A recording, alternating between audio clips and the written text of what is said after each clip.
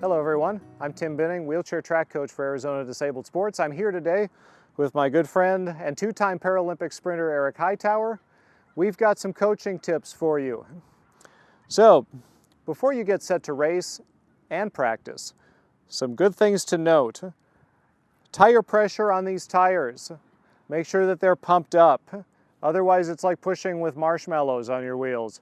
It's too much resistance and it's not effective. The tires that Erik has on his chair now could be pumped up to 190 psi. Most training tires can get up to 120, 130 comfortably.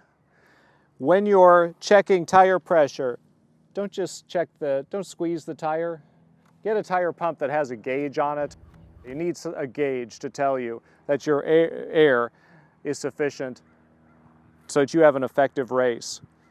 All three wheels can have the same PSI. The front one generally, if it stays around 100 to 120, is fine. Most of the weight on the chair is behind the back too anyway. Before you start racing or practicing, just check to make sure that your wheel is on tight. An Allen wrench will tighten up both back wheels. A slightly smaller Allen wrench will tighten up the front wheel. A lot of times you'll hear people going down the track and something's rattling. It's usually this. This is held on with a nut and bolt at both ends. That's the cylinder of the compensator. It's important because it attaches the compensator to the front wheel. It's what allows you to turn the front wheel as you're going into the arc of the turn and back to the straight. Also, if you're road racing, it will pull your wheel back to its straight position after you turn it. So it's important that that's on nice and tight and secure. To get somebody lined up nice and neat in their lane, for new people, it's helpful to have them go all the way back 10 to 15 meters. Erik doesn't need to go that far back, but he needs to be able to get straight in his lane at the starting line. You want to make sure that your front wheel is in the center of the lane and your two back wheels are equidistant from the lane lines to the sides. So show them how to line up straight in the lane. If they go to the back about 10 to 15 meters and aim their front wheel right in the middle of the lane, that should help them get lined up nice and straight. Also at the starting line, the front wheel of the racing chair can go right up to the line, but can't touch it. So to get the most out of the race, just be sure you're all the way up to the front without touching the line.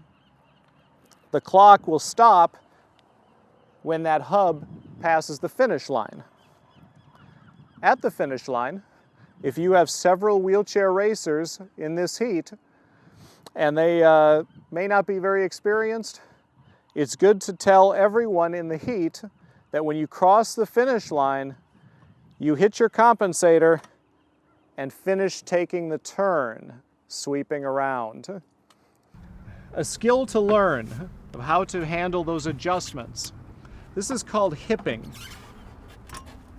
And essentially what we're talking about is instead of using the steering bar and the compensator, which when you use those to adjust, makes it very difficult to get on a straight line, an athlete will learn to use his hips and his core and his hands to move the chair without having to worry about that.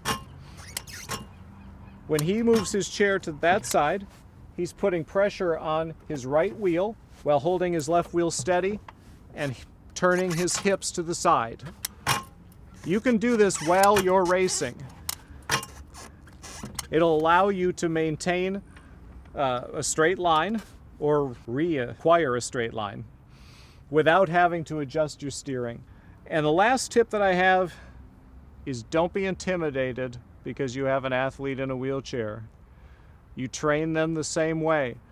They can do many different events, 100, 2, 4, 8, 15. But in high school, as people are learning, they can train for all events, and you can coach them just like you do your runners. So don't be overwhelmed. It's fairly easy to get used to the equipment, and these guys can take a lot of work, so feel free to train them hard. And that is our video on coaching tips. Thank you for watching.